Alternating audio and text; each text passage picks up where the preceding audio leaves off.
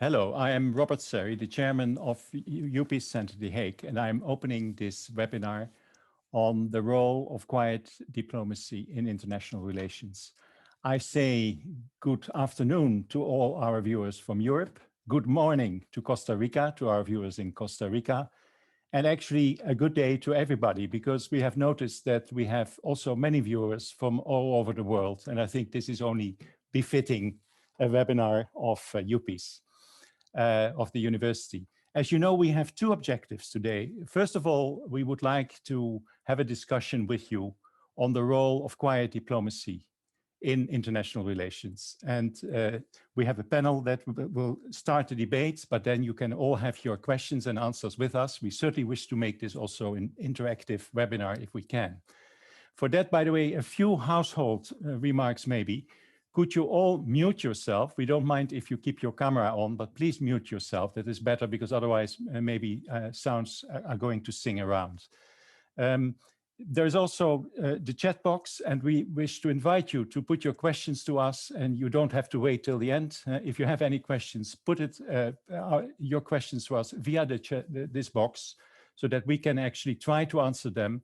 And we'll do our best to answer most of the questions, if not all, we get from you. Now, the objective is twofold. We will talk about this, I hope, interesting subject of quiet diplomacy, but it is also an opportunity for you to get to know UPEACE, the University for Peace in Costa Rica. We will devote more information about the university to the second part. We are also going to show you a short film of the campus. And in particular, those of you who are interested maybe to join the university, I advise you then to stay also for the whole duration of the webinar. Those of you who are very much interested in the topic at hand, we will start as soon as possible with that. But before doing so, I would like to give the Dean of the university, Professor Sainz Borgo, the floor to introduce the university and tell a bit more about that beautiful university in Costa Rica. Juan Carlos, good to see you. The floor is yours. Thank you very much, Robert. Good morning in this side of the world. Good afternoon in Europe, and good morning to everyone. Thank you very much, Robert. Thank you very much, the team in The Hague, for putting together this activity. I'm very proud on behalf of the University for Peace to host this event. As you may know already, the University for Peace is the only institution created by the General Assembly of the United Nations to grant degrees at the master and doctoral level in peace-related issues. As such, the university in the last 40 years has created an approach of the conflict analysis and the conflict training around the world. Today, we have three main academic departments: a Department of International Peace Studies that we have the fortune to have the head of the department with us today, Professor Adriana Salcedo. Also, we have a Department of International Law and Human Rights and a Department of Development and Environment that, being our headquarters in Costa Rica is something extremely, extremely important. As I said, the headquarters are in Costa Rica, but it's not the only venue that we teach. We also have offices around the world, especially on the Global South. Currently, we are teaching in Africa, in our office in Addis Ababa, in Ethiopia, but also in Mogadishu, in Somalia, within the compound of the United Nations. We are partnering with the peace operation there. We also teach in Manila, in Philippines, with a partner university there. Also in China, in Beijing, we are currently teaching a doctoral program in Chinese there. And also we teach with another UN agency, UNICRI, in Torino, in Turin, in Italy. So we can say that, even though the headquarters and the majority of our programs are in Costa Rica, we have a worldwide impact. So I'm extremely pleased that we will have the opportunity to address this topic that is extremely important in diplomacy. I mean, we are in the hands of Ambassador Robert Serry. He was a special envoy of the Secretary General for Palestine. He knows perfectly the topic because he just lived the topic, but also he has researched and write about it. And I don't want to take more time on this introduction. I'm going to be here listening, and I'm extremely happy to see so many faces and so familiar faces, especially alumni, to have, a Tessel van der Putte that is there. I know is going to be here, that was with us a couple of years ago, and with the rest of the colleagues. Thank you very much for the opportunity, and I hope we have a great event. Thank you very much for the opportunity. Thank you very much, Juan Carlos, for your introduction. And we will talk a bit more about the university after our debate, but let's now go straight to the debate. And let me in turn then introduce Lorena De Vita, who is sitting here next to me. She is the assistant professor in the history of international relations at the University of Utrecht. By the way, Lorena, you were awarded also the Teacher Talent Prize in 2020, which was given by the students of the University of Utrecht. And I'm also very happy that you have actually recently joined the board of UPEACE here in The Hague. I think we share one thing together, which is a keen interest to bring theory and practice together. And that is actually what we're trying to do also right now when it comes to this topic of quiet diplomacy, trying to build a bridge between academics like you and practitioners like me or Stine, who you will be introducing later in the debate. Without further ado, can I actually ask you now to moderate our debate? Absolutely, Robert. Thank you very much for the introduction, for the kind words, and also for the invitation to moderate this debate on a topic which is absolutely fascinating, but also not very well known, I think, within the academic literature. And this is why these sort of occasions are very precious. I will in turn then introduce also the speakers to the debate, say a few words about what do we talk about when we talk about quiet diplomacy. What is track to diplomacy, quiet dialogue? But actually and I'm sure many members of the audience today from all over the world are also very interested to hear from the two of you. So first, let me introduce the speaker who is joining us all the way from Brussels today, Stine Lehmann-Larsen, who is the Deputy Executive Director at the European Institute of Peace, therefore also overseeing the Institute's mediation, dialogue, and peace support initiatives. Stine Lehmann-Larsen is a member of the Nordic Women's Mediator Network. She has worked for years at the Center of Humanitarian Dialogue, has extensive experience from the Danish permanent mission to the UN in New York, but also then within the Institute has a lot of experience in designing and leading large-scale engagements in, among others, Afghanistan, Colombia, the Sudans, Venezuela, and Yemen. Robert has been briefly introduced, so I will keep it very short. But for the audience who might not know you yet, Robert Seri is the former UN Special Coordinator for the Middle East Peace Process. He has served as diplomat of the Kingdom of the Netherlands in a variety of locations. I will highlight here only leading the Middle East division of the Dutch Ministry of Foreign Affairs, Dutch ambassador to Ireland, first Dutch ambassador to Ukraine. And you will understand in the course of the debate as to why these two interlocutors in particular are well placed to talk about quiet dialogue. Now, first, what do we talk about when we talk about quiet dialogue? Especially for the students who are following us now, really mark my words, this is still an understudied topic in international relations and also international history, which is my discipline in particular. What one very much reads about, of course, there are also books on the topic, but they are still few. And when reading about international relations, what one generally reads about are official negotiations, official talks, and also agreements. But often these agreements and the advancements in peace and cooperation are supported, led, preceded by contacts of other nature, which are generally referred to as track 1.5 or 2? So the very first question that I have for our speaker today, and especially Stine Lehmann Larsen, can you tell us in a few words, what are these tracks in practice, and how is the European Institute for Peace involved in these kind of activities? Stine, the floor is yours.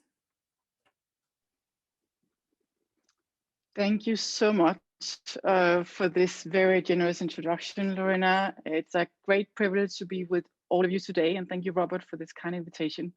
Yes, so Lorena, I'm very happy to start by setting the scene for the kind of work that I do, and then maybe go into a bit more details on sort of the nitty-gritty of it. So in our sort of increasingly complex global environment, quiet diplomacy is a key part of international peacemaking effort. Informal actors, through their quiet diplomatic efforts, complement traditional diplomacy, and thus enables several dialogue tracks to run in parallel to each other. When I say dialogue tracks, I refer to channels of communication aimed at engaging and connecting a range of actors with a stake in the respective conflict.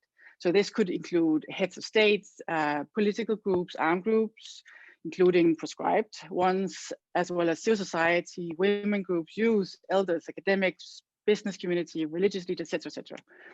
So official diplomatic efforts are often referred to as track 1 diplomacy, and includes government-to-government communication or the parties that hold the guns, basically. It's conducted by official representatives of a state through the government, the diplomatic service, or other governmental departments and ministries, or official intermediaries such as the UN, the AU, OSCE, or similar.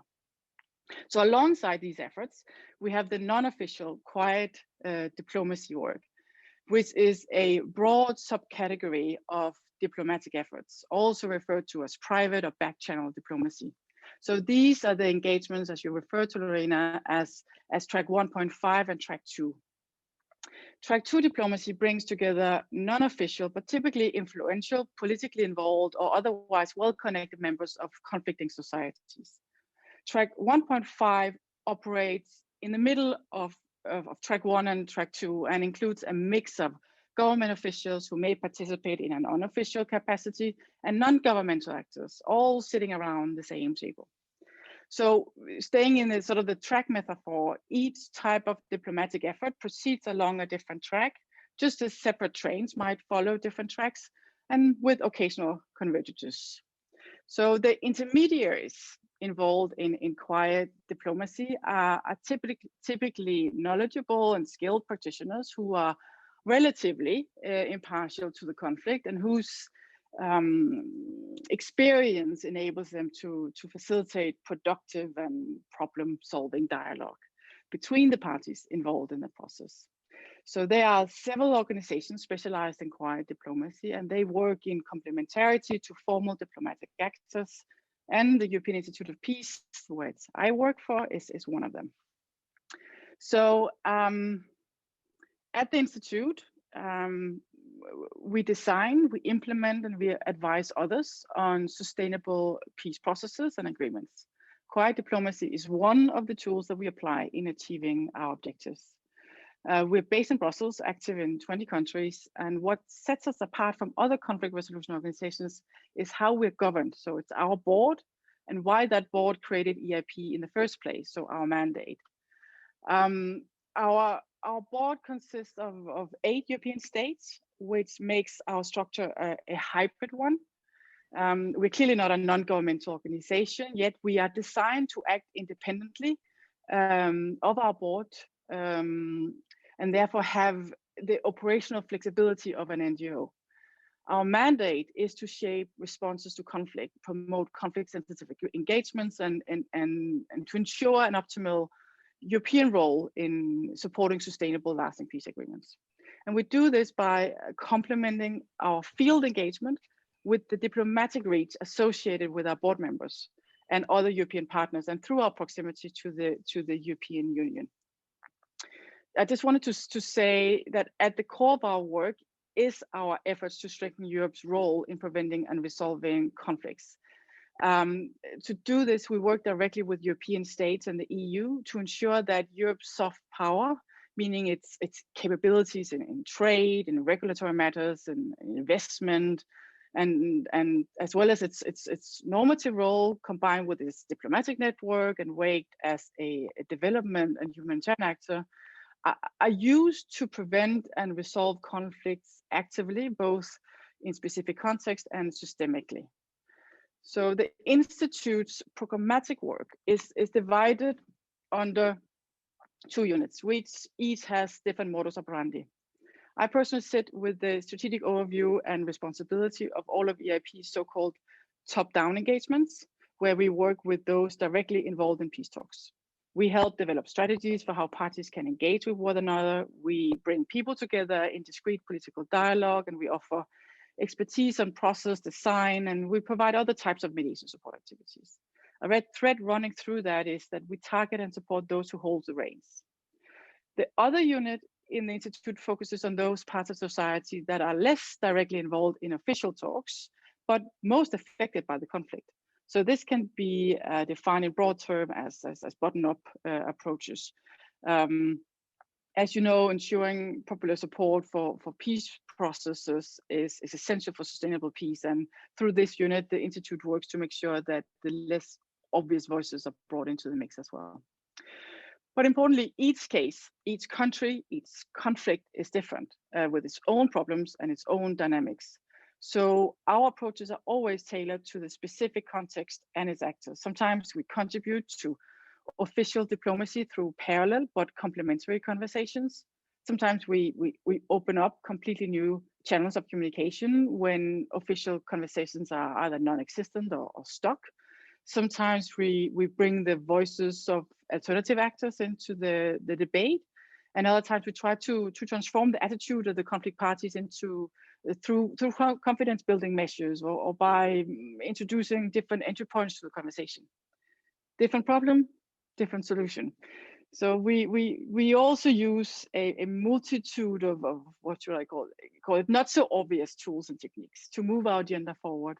And maybe just to give an example of something that you don't talk about a lot, like managing the atmosphere for dialogue. This is vital. You would be amazed what kind of outcome you would have when you put two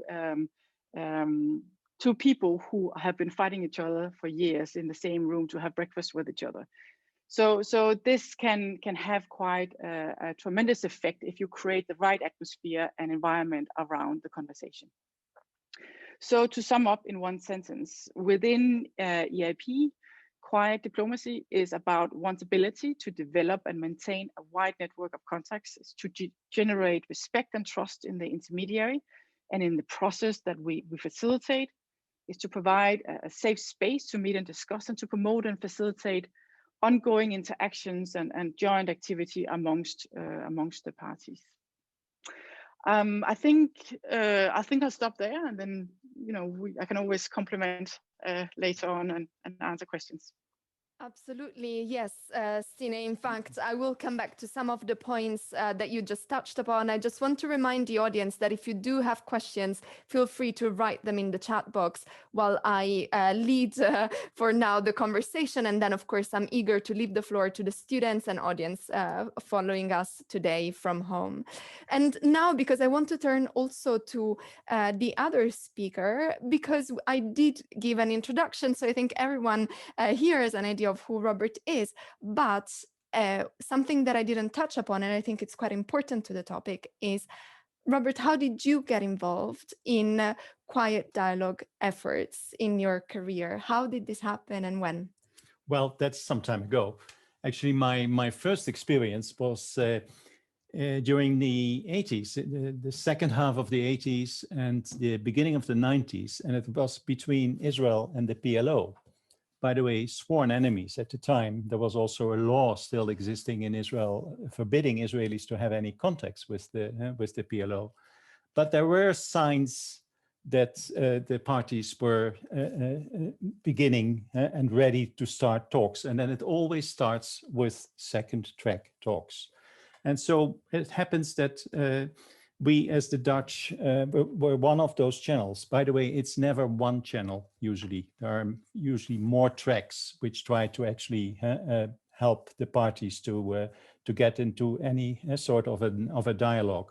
But with us, it started at the end of the 80s, as I remember, with a former Dutch minister, Van der Stoel, so he was not in a formal capacity anymore, conducting shuttle diplomacy between two hotels here in The Hague. In one hotel, we had a PLO delegation from Tunis, and in the other hotel, we had Yossi Beilin. And Yossi Beilin, for those who know a bit about the Middle East, you know that he became the architect, later the architect of the Oslo, the big Oslo peace process, the Oslo breakthrough. So this happened actually before the first Gulf War. We were able to at least bring these people not together, but sitting in different hotels. We were talking about principles for a peace process, and it was cut off at the time by the first Gulf War, which made it impossible for the Israelis in particular to continue at that point their dialogue with the PLO, because Arafat chose to support Saddam Hussein at the time. But it was picked up later. Not so much by us. I had moved on to a next position, which was my position as the first Dutch ambassador to Ukraine. But there, as I said, there are always other tracks. So the Norwegians, I know the Swedes had at the time also a context, and that led to the Oslo peace process. Another lesson I would immediately wish to share with you here also is that even with an Oslo breakthrough, you can wonder whether it really in the end was a breakthrough. Sometimes you see that something that looks like a breakthrough becomes a stalemate again, as we look at the present absence of a peace process between Israel and the Palestinians. This is another lesson to be drawn. So it is always, but this is my direct answer to your question. After that, I have been also involved in other activities, which were more track 1.5. Let me very briefly mention them because I think it is still important. When I was working for NATO in the Balkans, and we had at the time, we had the conflict in the former Yugoslav Republic of Macedonia, where we had the Albanians rebelling against against Skopje, the Slav government. NATO got involved. I happened to be at that time the director for crisis management for NATO. And we played an important role as NATO as part of the Ohrid peace process, as it was developed at the time, by actually disarming the NLA, the National Liberation Army, set up by Ali Ahmeti. It meant that I had to conduct contacts which were not liked by the Macedonian government at all with so-called terrorists in the view of the Macedonians at the time. Always a very, very difficult thing to do. And that is typically an example of track 1.5 diplomacy, because at the same time I was having the function as the director for crisis management. I can still remember that Lord Robertson, the Secretary General at the time, was asking me, and what did you hear from your thug? Oh. Yeah, you know, in this way, they were even in the headquarters still thinking about how they were looking at rebels in this case. Another example I can bring to you was actually my 7-year stint for the United Nations at Jerusalem, where again, this was not so much about trying to support a peace process, but actually to avoid war. In my time, between 2008 and 2015, we had 3 wars between Israel and Hamas in Gaza. And that also meant that these two sworn enemies of each other needed a go-between to stop a war and to try to go back to some calm. So one day I took a decision also for the United Nations to contact Hamas. That was a decision I still remember. Even my own Secretary General, Ban Ki-moon at the time, didn't want to be officially informed about it. But I nevertheless decided to risk it because I felt that there was a need for at least some contact between these enemies to be able to broker a humanitarian ceasefire or some calm at the end of a war. And that was the beginning of my contacts with Hamas, with, on the other hand, Israeli generals, which were always very much interested also in having such a conduit. But politically, it was very sensitive. Nobody else in Israel wanted to hear much about it. But I think once I passed that Rubicon for the United Nations, for instance, it has become afterwards much easier also for my successor after I left Jerusalem, actually to continue these contacts. And at least since 2014, the last war, we haven't seen another war. That is also due to these quiet contacts that take place.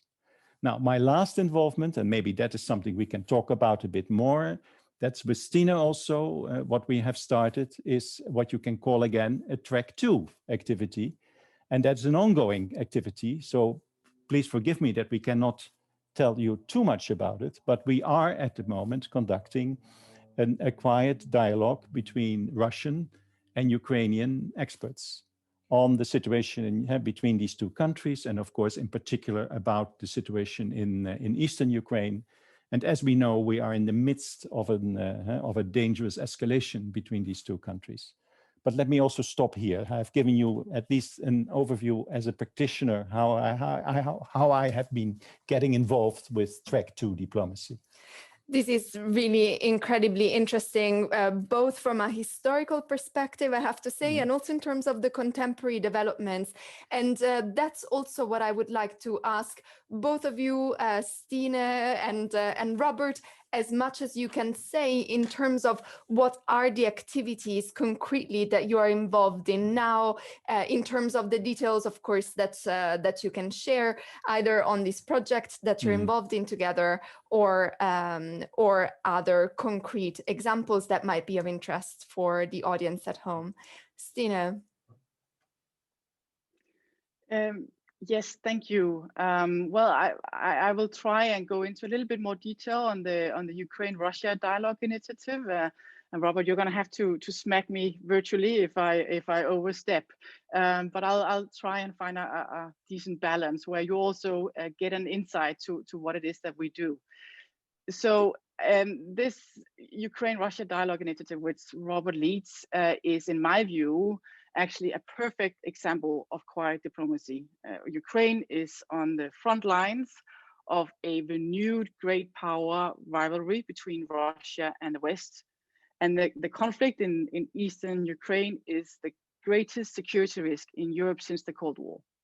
It was Ukraine's ties to the European Union, to the EU, that escalated tensions with Russia back in 2013.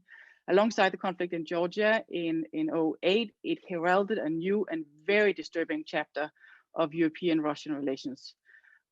European actors, in particular France and Germany, are heavily involved in the official track 1 negotiations through the so-called Normandy format, but the negotiations have been at an impasse for a few years now. In this context, we have with Robert established a so-called track 2 dialogue initiative between Russian and Ukrainian academic experts with strong ties to their respective administrations. Through this, we are working to create a space where Russian and Ukrainian track 2 actors can discuss concrete issues and ideas to move the Minsk process forward. Lately, this has moved into the track 1.5 space, and here it's a gray zone in a way, but this is where official actors are beginning to tap into or benefiting from the unofficial dialogue that the Institute facilitates. So this because we rather quickly found ourselves in a unique position to provide an informal link between track 2 discussions and the current debates at the European political level on the issue of Ukraine. So, and as such, we've now had several lines of work that runs in parallel to each other with the same sort of common objective. And besides the dialogue process that we mentioned, we provide practical advice to the European members of the Normandy format, designing politically delicate and technically detailed, rather detailed, I would say, ceasefire verification proposals, which are now being used in efforts to ensure that the current ceasefire in eastern Ukraine holds.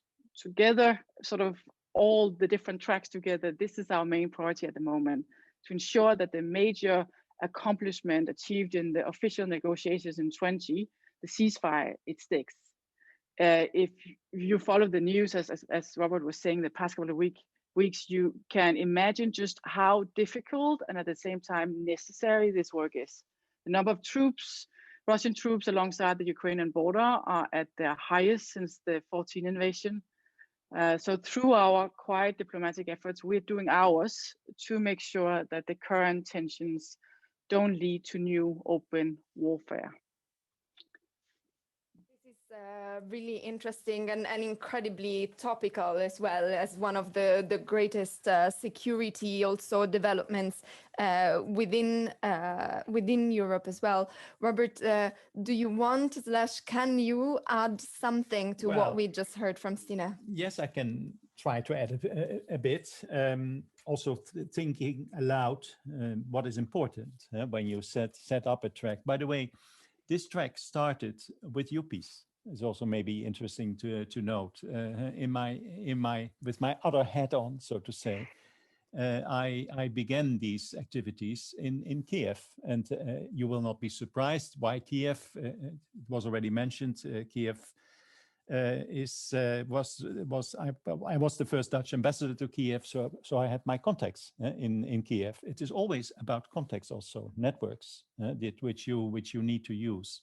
So I started to do this in 2018, I believe already, and then we turned at some point to the EIP because we needed a better European coverage for these activities than UPEACE alone, and I'm very happy that the project is now carried out with EIP and funded by some countries, and notably by my own country, the Netherlands, but also Germany. And here a second thing which is important.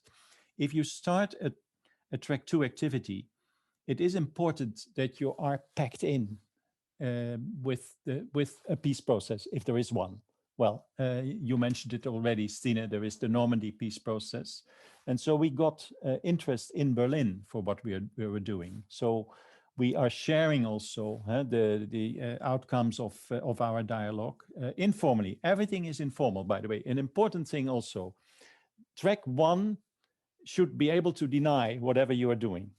It remains your responsibility as long as it is track 1, as track 2.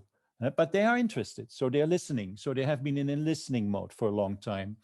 And more recently, as you already indicated, Stine, it has become also what you can then start to call track 1.5, because Berlin in particular got interested in some of our ceasefire ideas how to actually arrive at a more sustainable ceasefire, which has never been reached after 7 years of conflict in Ukraine, in the Donbass. You should realize this is not just 20 kilometers, it is a 420 kilometer long ceasefire line, which you cannot only manage by political will to keep a ceasefire. Political will is always very important, but you need a mechanism. You need people on the ground, boots on the ground sometimes also, to be able to manage a situation on such a long confrontation line.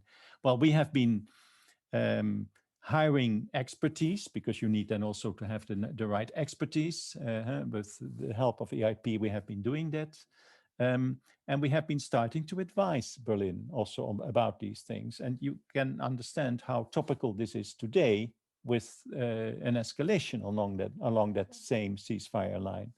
So this is another example what quiet diplomacy can do. Let me also mention one thing, because we live in pandemics times. That is not an easy time for quiet diplomacy, because usually you need to provide a safe environment for actually these talks to take place. Fortunately, we had been able to already have 2 or 3 rounds with our experts in person, direct contact, before actually the pandemic struck.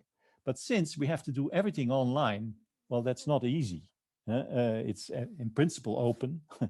So how confidential can it stay then? So these are also things which affect these kinds of activities. So I'm very keen for us to get out of the pandemic and to be able to continue also the in-person and between-person contacts which are necessary to build trust. It's about building trust between people who are in conflict with each other. It means a lot of patience also you need to have. Sometimes you have to be a bit like a chameleon. You have to show empathy and understanding to conflicting views of those parties. And you should also be not expecting quick results. You need a lot of patience. That's brilliant. And also, I think this emphasis on the perseverance, the patience, the working hard, and bit by bit, even though the developments may not be immediately visible, it's something that makes this kind of initiatives so important also to talk about. Stine, I would like to hear from you as well in terms of what do you think are the key factors to take into account when starting a sort of quiet dialogue? What works and what doesn't? Even though I'm sure that, as you said at the beginning, each situation requires its specific solutions. But is there anything that you can point at in terms of even issues that really drive your work? Well, I would say the most important lesson I've learned in my career in quiet diplomacy is to be cognizant of my own limitations as a non-official actor. To put it simple, there are things we can do, and then there are things we simply cannot do. And we have to manage our expectations, our own and others, accordingly. Quiet diplomacy is not meant to achieve the same goals as official diplomacy. And if we do not recognize this from the outset, we're setting ourselves up to fail for sure. Official diplomats, they have a range of tools at their disposal, not available to unofficial actors. So we have to operate without neither sticks nor carrots. And therefore, we cannot force the parties to talk. We cannot force them to make agreements with each other. We can only try and create the right incentives for people to come to the table to discuss and explore common ground. That's the range of what we have. And we can, of course, help them along the way through facilitation, mediation, providing expertise and advice to the process. But at the other side of things, our limitations can, of course, also be used as an advantage. This is what we do all the time. As engaging with us from a conflict party perspective, engaging with an organization like EIP, it carries much less risk than with a more powerful official actor. It may be a much smaller step to take, for example, for an armed group that's wary of the political consequences that may come out of official contacts, or for the government negotiator who needs the space to test ideas and think outside the box without the risk of this being seen as a new official line or as talking to the enemy, God forbid, right? So we can operate completely under the radar and provide the actors with a cover and often much needed deniability that Robert also refers to. In this sense, our role as a soft incentivizing vector for dialogue can play an important part in the long road of conflict resolution and prevention. But I also need to stress that in order to play this part to the fullest, we need to know well the broader political environment in which we operate. And again, this correlates with also Robert's point. As an institute, we have to navigate and find our added value in relation to both the political dynamics on the ground and the political dynamics in Europe and of the official actors. It's vital to develop effective and trusted partnerships with the actors involved in the official negotiations. Track 1 actors, they're the one that can actually implement policy and steer the negotiations. And for this reason, our work can sometimes be seen as a very long ping pong with official actors. And by playing smartly in complementarity to them, we can, however, strive for reasonable positive impact on the conflict dynamics that we've become part of by the mere sort of reason that we are engaging. Just a last point, if I may, it's also important to note that results cannot only be assessed by visible influences on track 1 negotiations. This is key. Quiet diplomacy is meant to change the political culture in a conflict and equip the parties with relationships and processes that can help them negotiate solutions effectively, or as part of, or in parallel to, or sometimes even separate from the official process. So you gotta both link it to the official process, but also in a way de-link it and see it as a means in its own right. So in this increasingly interconnected world we live in my view, a strong view, we need different platforms for dialogue, discreet and open, in order to be able to even remotely try to address the complexities that we are facing. Stine, thank you very much for this. And again, for the students in the audience, I think there are many things that are very relevant here, but this question of the visibility, so these efforts and the fact that they're less visible does not make them less important, perhaps actually quite the opposite. And that's why it's so nice when we can sometimes also shed light and give some visibility to this kind of work, to this kind of processes.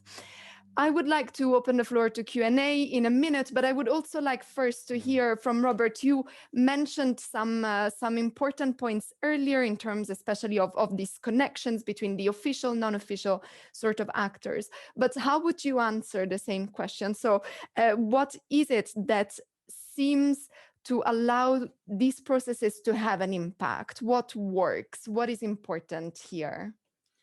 Well, I think, let me first say that I think that Stine has already been talking about many of these issues which we are all facing if you are involved in quiet diplomacy. So I very much agree already with what she has been saying. But let me try to add a few more things maybe. I think she already talked about the importance of Track 2, the value of intrinsically also that it may change the cultures, but I want to underscore once again that also being plugged in one way or the other with any processes or with actors, that you know that the ones you talk with, which are non-government people, that in one way or the other they have some connections, because otherwise there is a bigger chance that that you can have a good dialogue, but it will not, it cannot be fertilized then, so to say. That is one thing. But I totally agree with her too, that the effort is always also worth itself in terms of trying, because there are many, as I said, there are many tracks, and sometimes there's even competition between these tracks. That's not so bad. Let there be more tracks.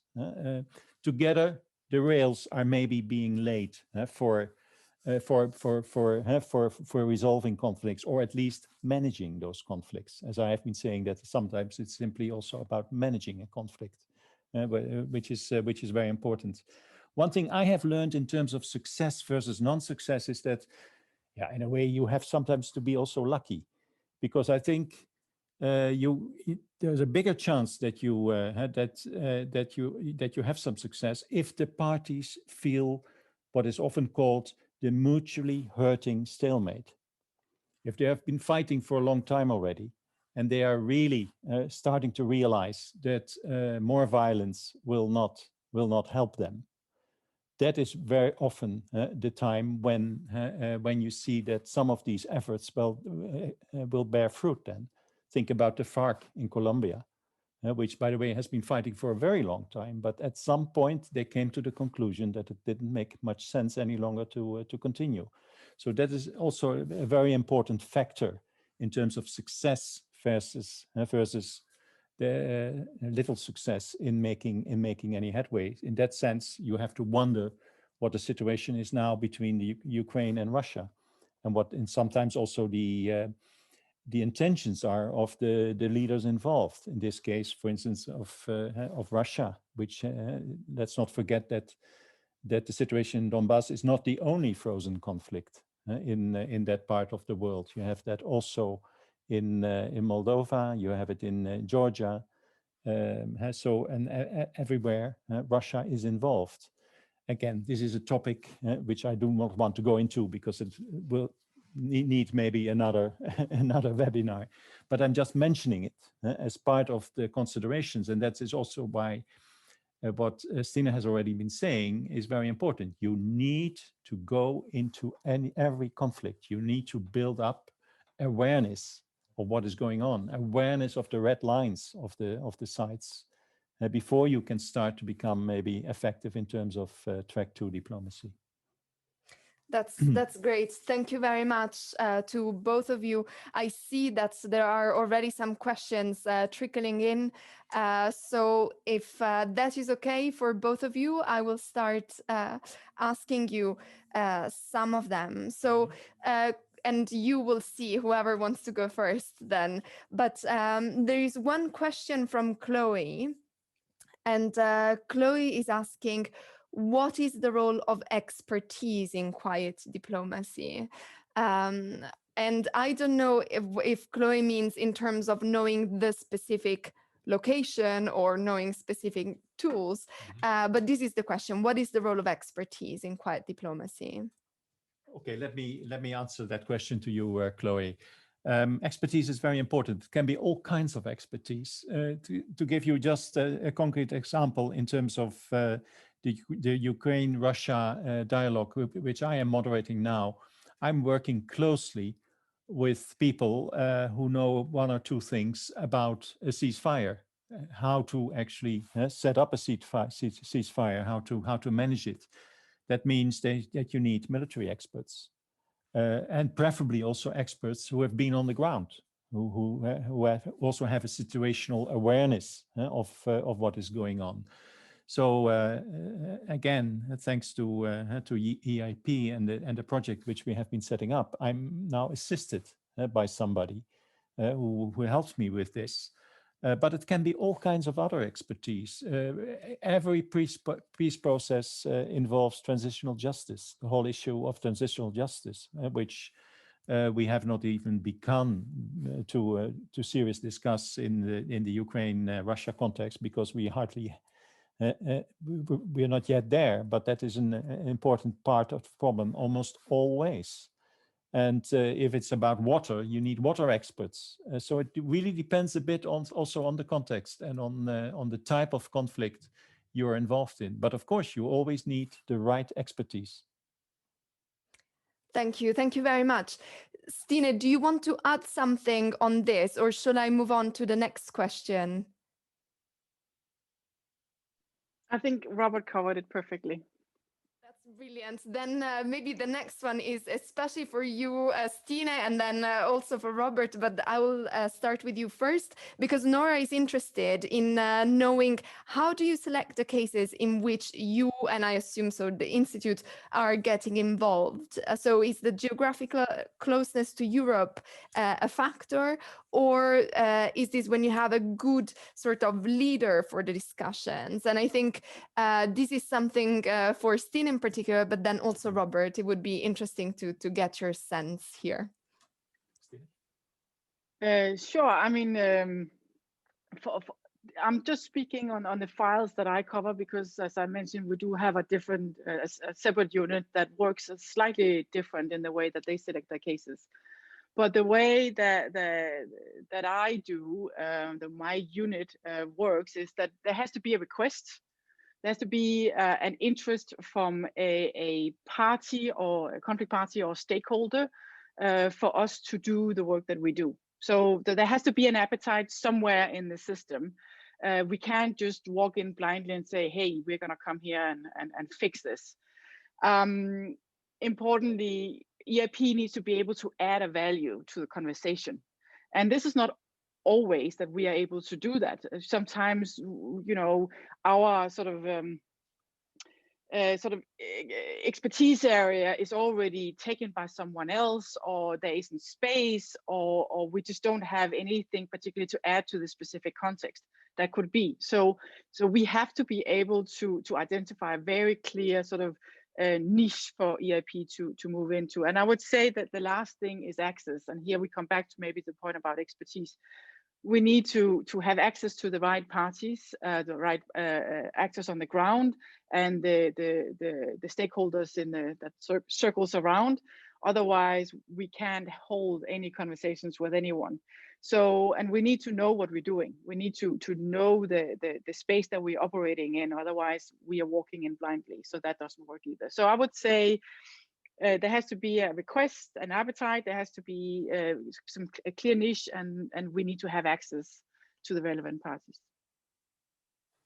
Yes, brilliant. Yeah, well, when it comes to myself, how I got involved, expertise, of course, is important. You need to be able to add some value to the process you get engaged in. I already mentioned the importance of networks, of contacts, that you have the context also to do these things.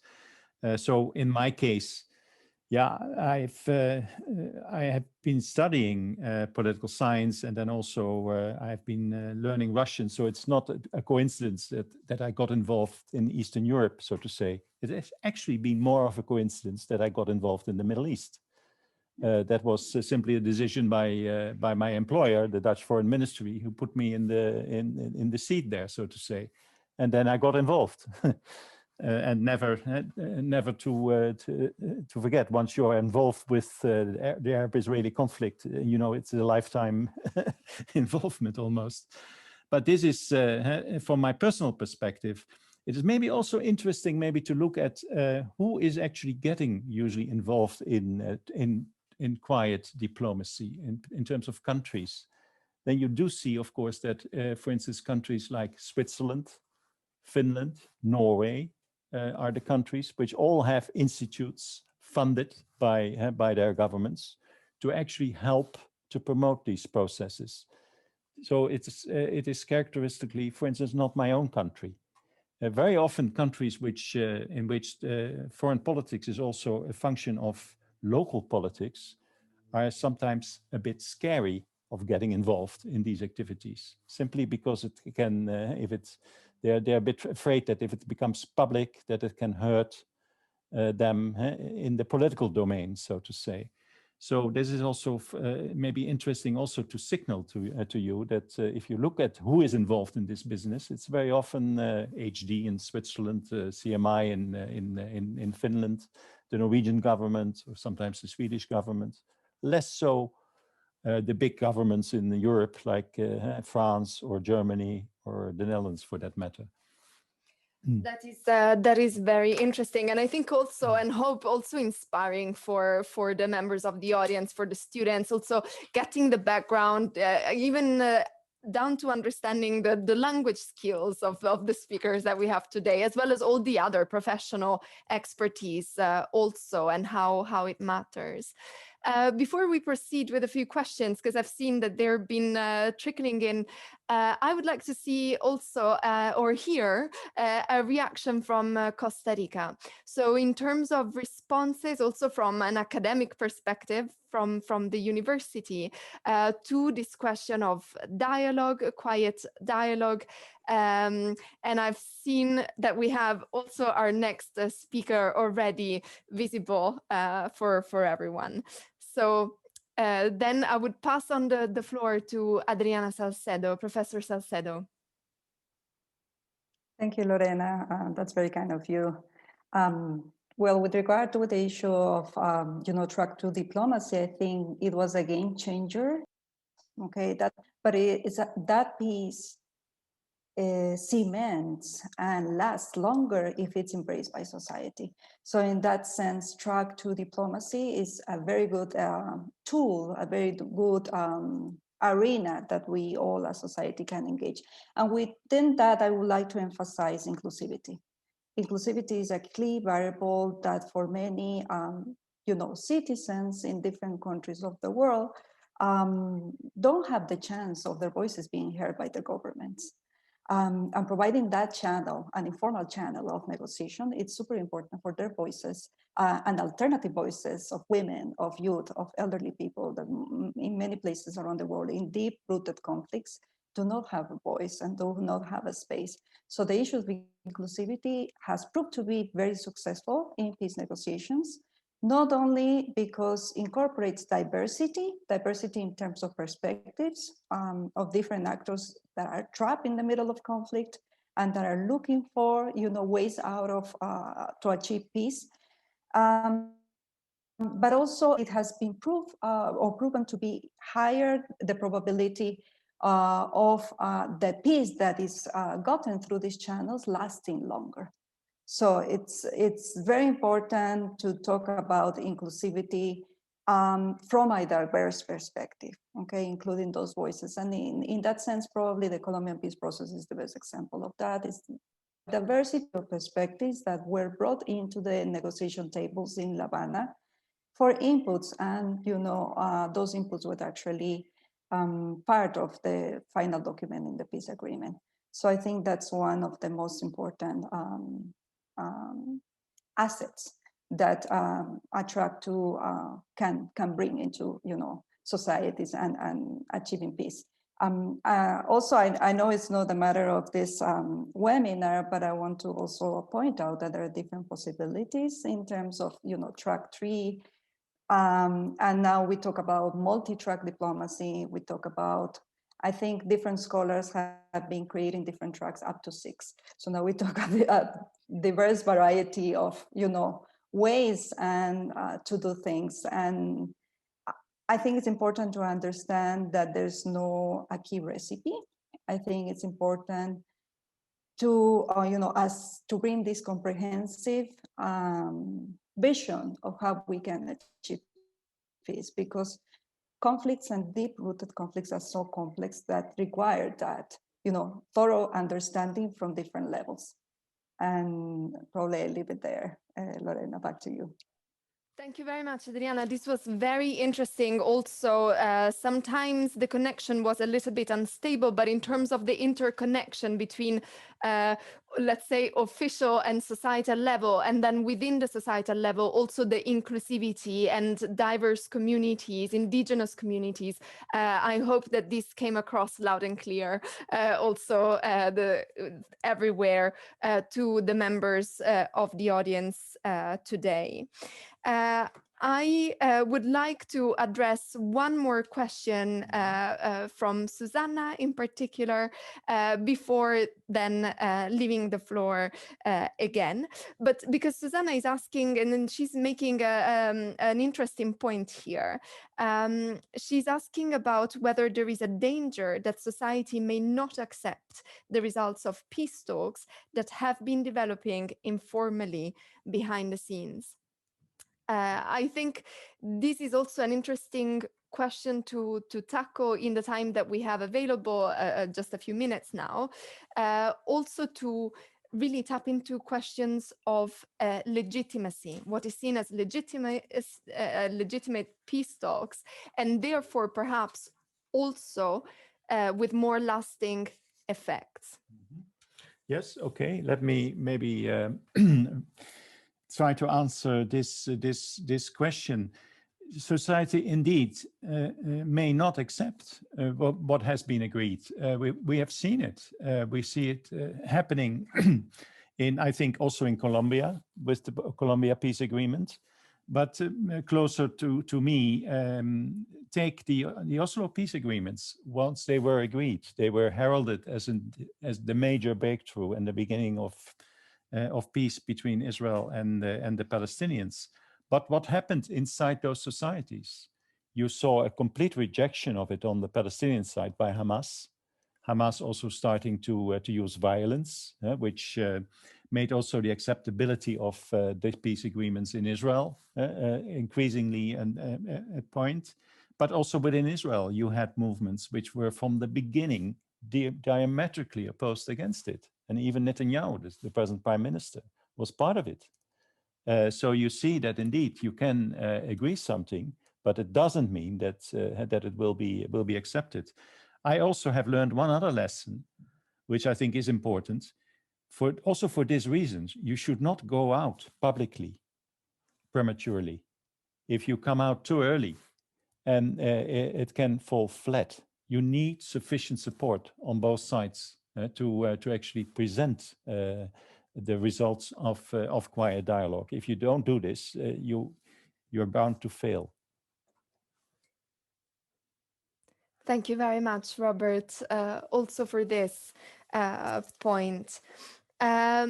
So it is now perhaps a good moment to start wrapping up this part of the webinar. There are still questions coming in, so I think this is a good sign, in a sense, also of the audience and of the interest that these kind of discussions also attract. I really hope also in terms of the scholarship that this will be reflected on a little bit more and more effectively as well.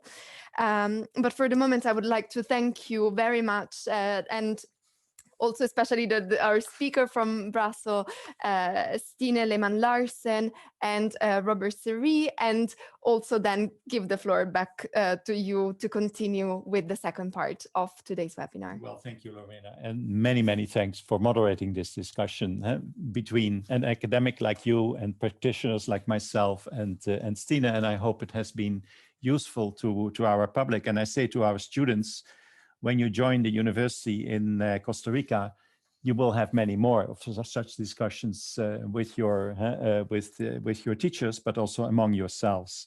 And now I would like actually to devote the last part of this webinar more to the university, which I've learned to love as a very special place. And let's begin with a film showing you the campus of the university. And then in particular, to those of you who may be interested in joining the university at some part of your career, please stay on, because then we can also, after the film, tell you a bit more about how we can help you.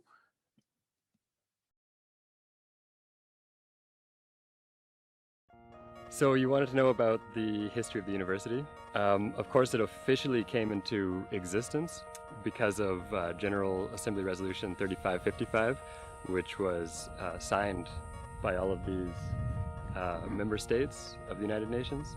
That was brought to the General Assembly by Costa Rica under the administration of Rodrigo Carazo Olio. He was a major player in the creation of this university. He was a co-founder. The other co-founder of the university was Robert Mueller.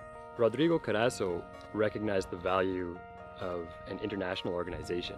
Robert Mueller recognized the value of establishing a university that was also inspiring, a place for inspiration, a place where people could meet almost in a garden on a mountaintop to talk about their deepest fears and their greatest hopes and aspirations, and to work together through respectful dialogue to contribute to the emergence of a global culture of peace. The combination of these influences have been really enriching for the university.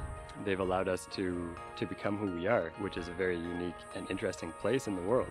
You can come here and you can create something. You can contribute to something international, something inspiring, something meaningful. It's that potential to meet like-minded people. You can get to know people not just in terms of what they're thinking about and what they're researching, but in who they are, in terms of their dreams, in terms of their aspirations.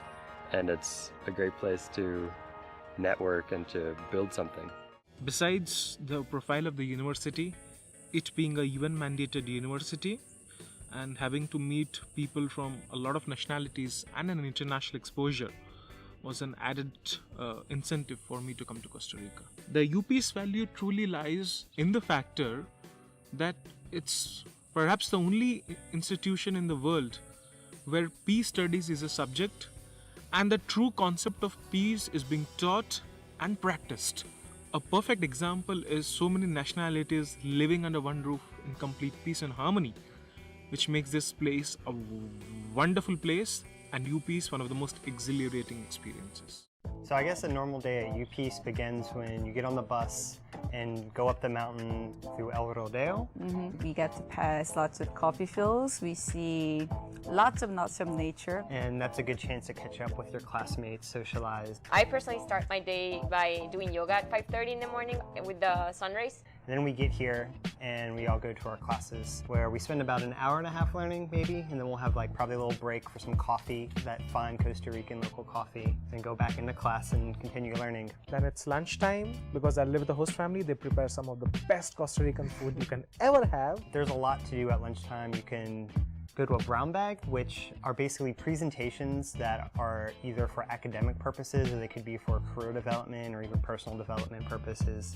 But then there's a number of student-led activities around campus like capoeira, yoga, salsa dancing, volleyball, and soccer. Or otherwise we would just like join friends for food. We sit down together over a cup of tea, discuss politics. And then maybe get together to work on some class project and some presentation we need to work on or something. So it's really interesting to be here after 15 years, coming back to campus and seeing some of the new buildings and new faces and staff. But at the same time, a lot hasn't changed. It's really kind of the same magical place that for many years has created and curated a really immersive and powerful experience for students. And sure, it's challenging with the pandemic. We're all here trying to make sense of a new world order, but I think that the university has the most important role to play in this. There's never been a more important time to be part of a global community when so much is tearing us apart, country by country. To be able to say, I want to study with a group of people from around the world who have different views from me in a beautiful place, and we're going to wrestle through these things, we're going to sort them out. That type of learning has never been more important than it is right now.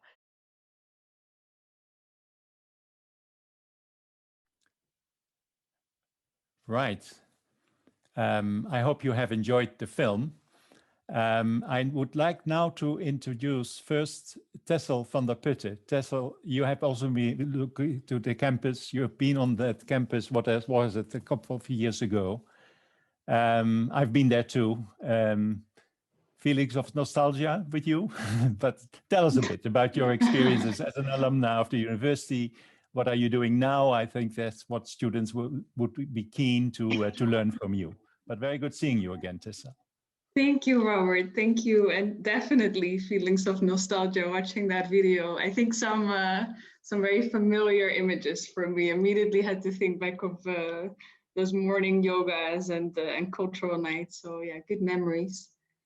Maybe a little bit for everyone. My name is Tessel. I'm Dutch, and in 2018 I was a student at UPEACE in International Law and Human Rights. And at the moment, I am working for the International Committee of the Red Cross here in Geneva. So calling in from sunny Geneva. And I work for the Law and Policy and Humanitarian Diplomacy Unit. I had an incredible experience at UPEACE, really, for a lot of different reasons. I think you can kind of already tell from the video, but it's truly a very inclusive place. I think a lot of universities really pride themselves for their diversity and international eye, but I think with UPEACE there's really another dimension to that. We didn't have just students and teachers, by the way, from all over the world, from different cultures and different languages, but I really noticed that my peers also had a very diverse background and interest and years of experience in different fields. Different ages, and I think that really enriched a lot the experience of being at UPEACE. I really noticed how much you can learn from each other in these classrooms and in these discussions, and also in the not classroom settings. And apart from that, also living all together for 1 year in a relatively small community, because it does have a limited amount of students each year at UPEACE. You really create a lot of connections and close bonds, and you create a lot of safe environments to learn from each other and to have these discussions and also learn a lot about yourself, I guess. And as you said, Robert, it's also a great place to kind of expand your network, because at the moment I have friends for life, I would really say, from all sorts of backgrounds that are also working in all different places in the world in different fields at the moment. And I think that's really powerful. And that's something very hard to recreate in another place, in another setting. And then also, of course, from an academic level, I had a really special experience at UPEACE. For me, it was a great experience to also dive into new topics. I think there was a lot of space there for things you're curious about, that you couldn't really touch upon so much in your previous experience or your previous studies. There's a lot of space to discover new topics, to the extent that I had more of a background in studying world politics and very interdisciplinary in The Hague, but I was always very interested in climate change impacts on human rights. And so in the year I was at UPEACE, I kind of got to dive into that, and to the extent that I'm now even publishing a work about 6 small island nations and climate change with a former professor of mine, Professor Narinder Kakar. And also just the teachers, I guess. There's a lot of teachers there that don't just come with the academic experience and years, but also have really worked in the field or have worked for UN institutions or have experience with the ICRC. I had classes from somebody that worked for the ICRC, or the International Committee of the Red Cross in Mexico.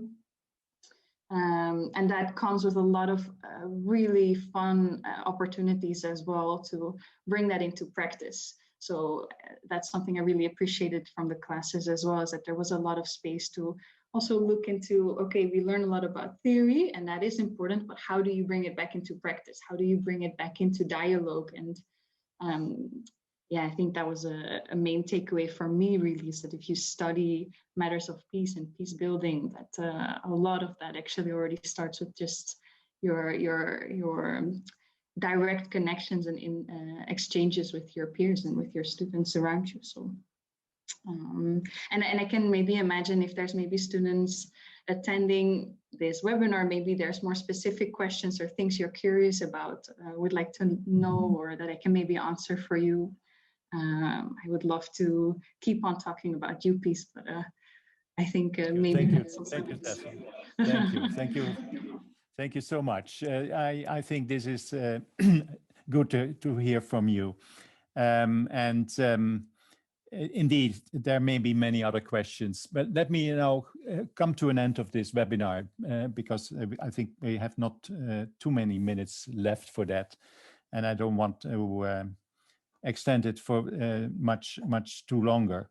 But for those of you who are interested to spread your wings to Costa Rica, I hope you do know us now. Do know to contact us. As Tessel said, you may have more questions. Please put them to us. We have somebody always here to answer those questions and to help you further. And let me also make a bit clearer what we can do as UPEACE The Hague, in particular for students from Europe, and in particular students coming from countries that have not signed the UPEACE Charter, the UN Charter, the charter which was signed to establish this university, this only UN established university in Costa Rica. And I'm talking about countries in Europe like the Netherlands, France, Germany, Belgium, others. We are able to offer you a 30% reduction of the tuition fee, for your master courses. So if you contact us, we can direct you how this can be done. And now, if you're really interested to spread your wings after the pandemics, we also have decided as UPEACE The Hague, and I should add here also as an exceptional measure, but we can also offer you a support for travel costs to Costa Rica, which will be up to a maximum of 1,000 euros. By the way, let me note also that this university was one of the few universities that actually partially stayed open during the pandemic. Courses are being given as we speak. So the university did open later due to the pandemic. Students were given the opportunity also to follow part of the online, part of the course online. And as I understand also from the dean, this may continue also in the next year, so that you also could choose to partially attend your studies, your course in Costa Rica, but partially also do it online. But as you have been seeing also in the film,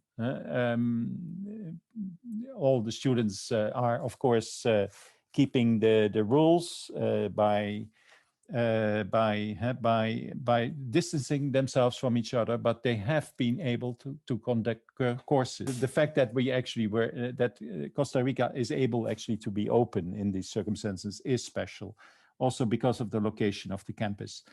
I think we have to come to a close of this webinar. I hope we have introduced to you the university. We have talked about an important subject when it comes to peace and conflict. And there again, I wish to thank Stine and Lorena in particular for having shared their experiences and their views with us today. And last but not least, I wish to thank you all for the interest you have shown by being tuned in for now almost 1 hour and 20 minutes with us. And as I said before, please contact us at our info address at the website, where Eveline Harters, our Secretary of the Board, will answer your questions should you be interested. So then I think the time has come now to close this seminar. And once again, I thank you all for your attention.